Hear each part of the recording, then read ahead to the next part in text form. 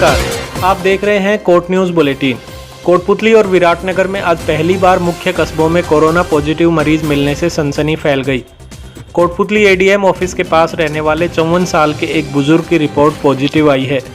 सरदार जनाना अस्पताल के एमओ डॉक्टर आशीष सिंह शेखावत के नेतृत्व में डॉक्टर दिलीप पवार और male nurse first Pankaj Bhardwaj ने मौके पर पहुंचकर पॉजिटिव मरीज के संपर्क में आए उसके घर वालों के सैंपल लिए। करीब 8 लोगों को होम क्वारंटाइन किया गया है।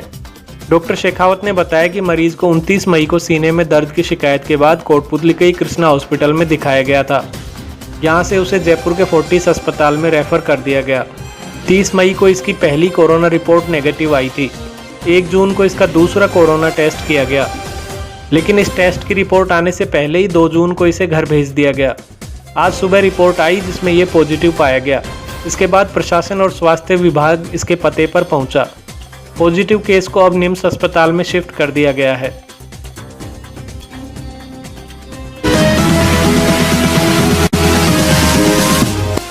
अब आपको दिखाते हैं कोटपुतली के बीडीएम अस्पताल की corona report. PMO doctor KL Meena ने बताया कि आज 107 नए लोगों की स्क्रीनिंग की गई। अभी तक यहां 386 कोरोना संदिग्धों के सैंपल लेकर जांच के लिए जयपुर भेजे गए हैं। इनमें से 364 लोग नेगेटिव रहे, जबकि 6 मरीज पॉजिटिव पाए गए। आज दिन तक 16 रिपोर्ट आना बाकी है, यानी कुल मिलाकर हमारे इलाके में कोरोना नियंत्रण से बाहर नहीं है, लेकिन हमें सावधानी पूरी रखनी है। वो लाइन याद रखें जो अक्सर हम ट्रकों के पीछे पढ़ते हैं, सावधानी हटी दुर्घटना घटी।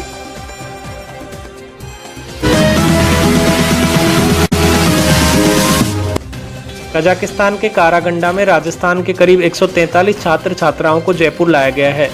इनमें करीब 100 छात्र हैं और 43 छात्राएं हैं। कारागंडा में ये लोग MBBS की पढ़ाई कर रहे थे। कोरोना लॉकडाउन के चलते ये लोग वहां फंस गए थे। वंदे भारत मिशन के तहत 28 मई को इन लोगों को कजाकिस्तान से नई दिल्ली और फिर जयपुर तक फ्लाइट से लाया गया। इसके बाद इन्हें जयपुर में ही अलग अलग होटलों में क्वारंटाइन किया गया। सरकारी गाइडलाइंस के मुताबिक इन्हें 7 दिन के लिए क्वारंटाइन किया गया था। अब कल इनका क्वारंटाइन पीरियड पूरा हो रहा है और ये सभी छात्र छात्राएं अपने घर पहुंच जाएंगे। इन 143 में से कोटपुतली, पावटा और विराटनगर क्षेत्र के भी करीब 7 बच्चे बताए जा रहे हैं। इन छात्र छात्राओं ने बताया कि क्वारंटाइन के दौरान उन्हें कोई परेशानी नहीं आई। हालांकि इनसे हवाई जहाज के किराए पेटे के करीब 30,000 रुपये और होटल का खर्च रोजाना का 1500 रुपये लिया गया बताया।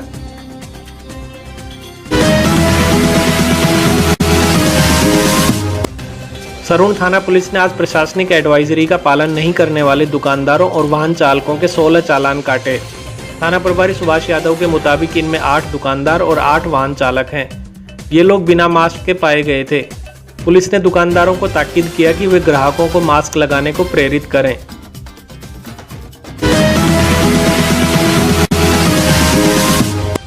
विराटनगर कस्बे के आसपास पिछले कई दिन से दहशत का पर्याय बने तेंदुए को आखिरकार पकड़ लिया गया है। इसे सोठाना ग्राम पंचायत क्षेत्र से पकड़ा गया है। कुछ दिन पहले इस पैंथर ने एक घर में घुसकर बकरी का शिकार किया था। पवन धाम गौशाला में भी ये एक बछड़े के शिकार की तलाश में था, लेकिन CCTV कैमरे की वजह से बछड़े को बचा लिया गया। उप सरपंच जयराम गुर्जर ने बताया कि इस पैंथर का मूवमेंट लगातार रिहायशी इलाकों में बना हुआ था। ग्रामीणों में इसे लेकर दहशत भी थी। शिकायत के बाद वन विभाग ने इसे पकड़ने के लिए पिंजरा लगाया और मूवमेंट पर लगातार नजर रखी। आपको बता दें कि सोठाना गांव का ये इलाका सरिस्का रिजर्व से सटा हुआ है। ऐसे में यहाँ अक्सर ही जंगली जानवरों की मूवमेंट बनी रहती है। पहले से ही इसका मूवमेंट था और एक गाय को, एक बकरी को मार दिया था अभी। उसके बाद वहाँ कर्मचारियों को तैनात किया गया और वहाँ पिंजरा लगाया गया, जो आज ये पिंजरे में कैद हो गया और इसको जयपुर। कितने दिन हो गए? पिंजरा 2-3 दिन हो गए, तो 2-3 दिन में गलाने था, आज गलाए। तो इसको कहाँ ले गए? जयपुर ले गए।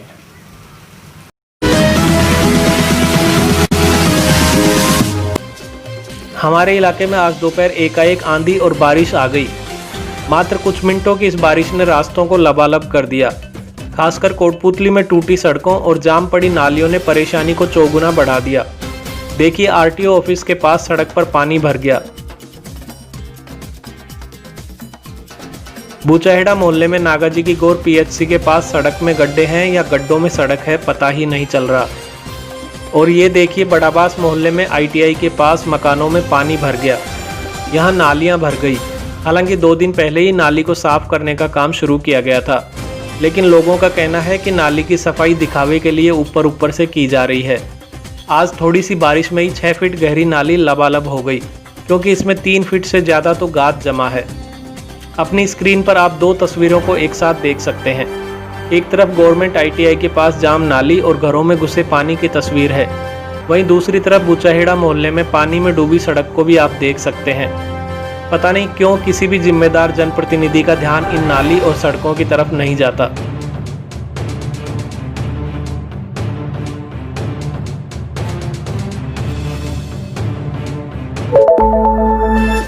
कोर्ट न्यूज़ बुलेटिन में अब रुकेंगे एक छोटे से ब्रेक के लिए। ब्रेक के बाद भी खबरों का सिलसिला लगातार जारी रहेगा।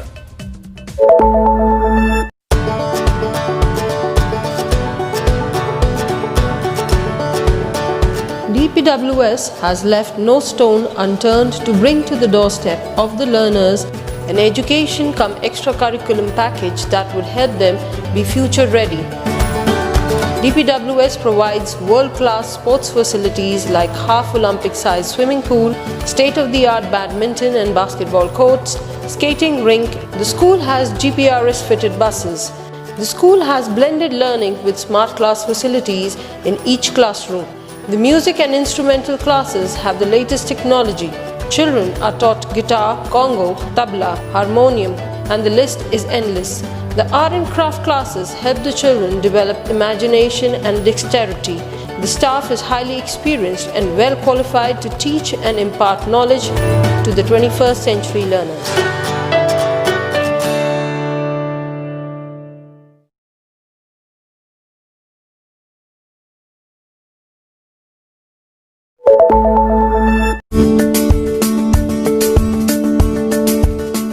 Acres campus, more than 1200 students, 150 plus teachers and staff, state-of-the-art classrooms, classroom coaching for NEET, JEE. My aim of life is to become a nuclear scientist. Activity room, I will join the army. art room, I want to be an artist. music room, I want to become a musician. modernized laboratories, dedicated cricket stadium and 4 practice pitches, fully air-conditioned girls and boys hostel, 23 buses for day scholars adjacent to NCR. We are the Rajasthan International School, Kotputli.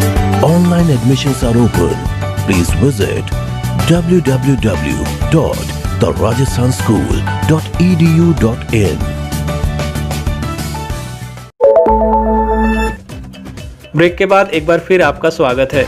BJP नेता मुकेश गोयल और निजी शिक्षण संस्थान के तहसील अध्यक्ष रतनलाल सैनी की अगुवाई में कोटपुतली उपखंड अधिकारी नानूराम सैनी को एक ज्ञापन सौंपा गया।